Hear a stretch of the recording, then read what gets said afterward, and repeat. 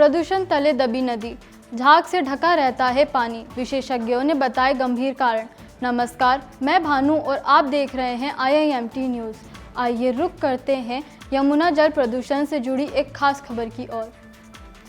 बारिश के बीच यमुना ने सफ़ेदी की चादर ओढ़ ली है।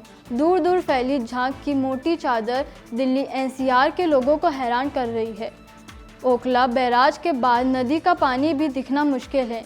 अमूमन सर्दियों में बनने वाली झाग ने इस बार पहले ही यमुना को ढक लिया है।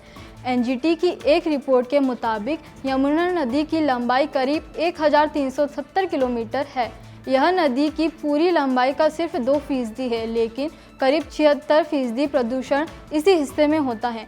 मानसून के अलावा साल के 9 महीने में नदी में ताज़ा पानी नहीं रहता है। छठ से पहले नदी में झाग आम रहती है, लेकिन इस बार बीच मानसून के बारिश नदी झाग तले दब गई है। विशेषज्ञ बताते हैं कि साल भर प्रदूषित रहने वाली यमुना में झाग अमूमन सर्दी बढ़ने के साथ बनता है, लेकिन इस बार बारिश के मौसम में ही यह तस्वीर दिख रही है। इसका सीधा मतलब यह है कि प्रदूषण के साथ भार तले यमुना दबी है। जब ओखला बैराज से तेज़ी से पानी नीचे गिरता है तो उससे झाग बनती है।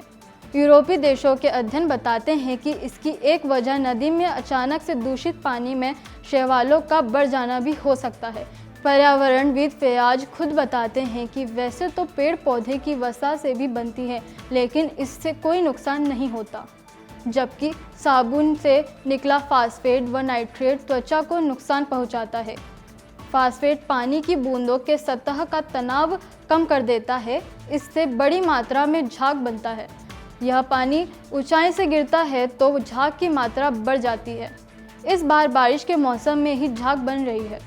फास्फेट व नाइट्रेट एक तो घरों में इस्तेमाल होने वाले साबुन से आता है, वहीं फैक्ट्रियां भी इसकी मात्रा बढ़ा देती हैं। इससे यह भी साबित हो जाता है कि यमुना में बड़ी मात्रा में असंशोधित सीवेज छोड़ा जा रहा है। साबुन में फास्फेट कम करने से झाग भी सीमित हो जाएगी। कालिंदी कुंज में ज़्यादा झाग इसलिए बनता है क्योंकि हिस्से में नदी सबसे ज़्यादा प्रदूषित रहती है और पानी ओखला बैराज से ऊंचाई से छोड़ा जाता है। यमुना नदी में प्रदूषण के कारण इस बार बारिश के मौसम में ही झाग बन रही है।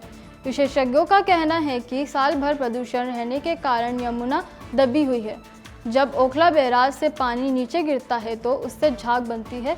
साबुन से निकलने वाले फास्फेट और नाइट्रेट से भी झाग बनता है।